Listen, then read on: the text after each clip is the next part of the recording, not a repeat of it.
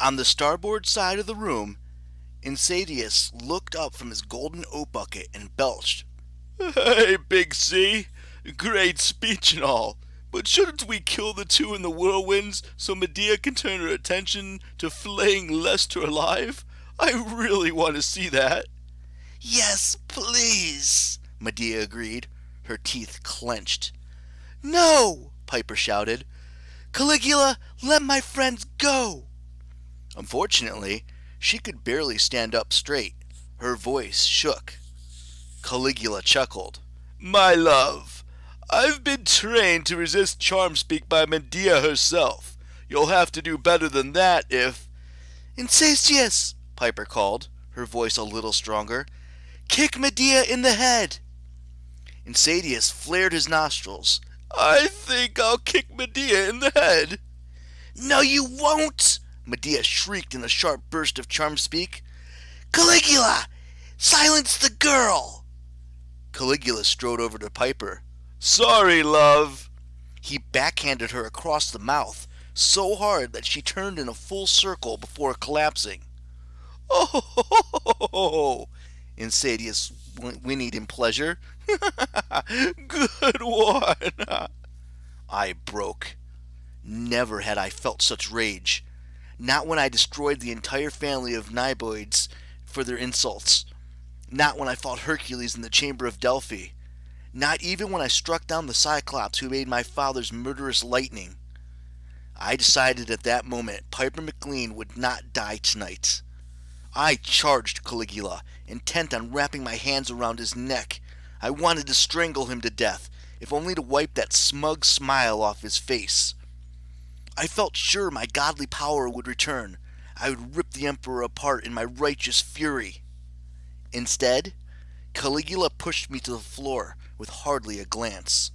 "Please, Lester," he said, "you're embarrassing yourself." Piper lay shivering as if she were cold. Crest crouched nearby, trying in vain to cover his massive ears. No doubt he was regretting his decision to follow his dream of taking music lessons.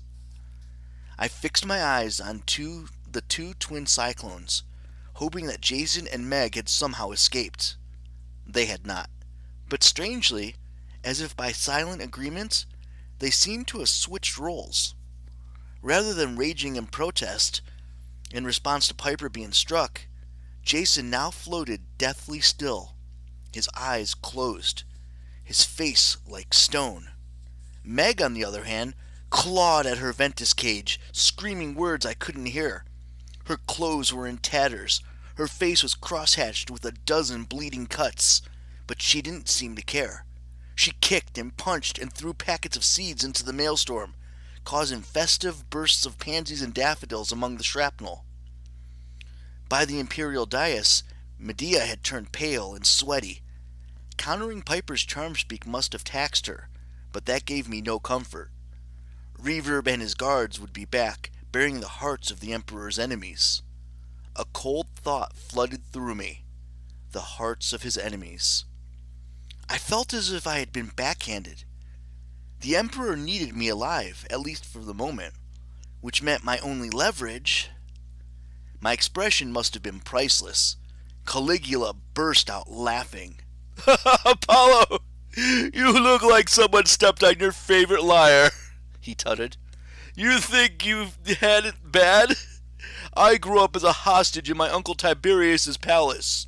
Do you have any idea how evil that man was? I woke up every day expecting to be assassinated, just like the rest of my family. I became a consummate actor. Whatever Tiberius needed me to be, I was, and I survived. But your life has been golden from start to finish. You don't have the stamina to be immortal." He turned to Medea. "Very well, sorceress. You may turn your little blenders up to puree and kill the two prisoners. Then we will deal with Apollo." Medea smiled. "Gladly."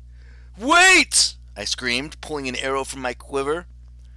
The Emperor's remaining guards leveled their spears, but the Emperor shouted, "Hold!"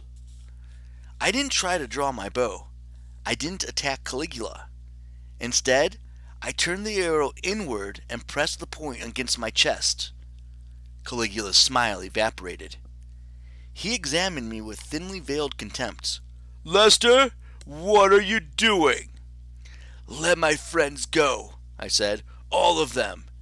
Then you can have me." The Emperor's eyes gleamed like a Strixie's. "And if I don't?" I summoned my courage and issued a threat I never could have imagined in my previous 4,000 years of life. "I'll kill myself."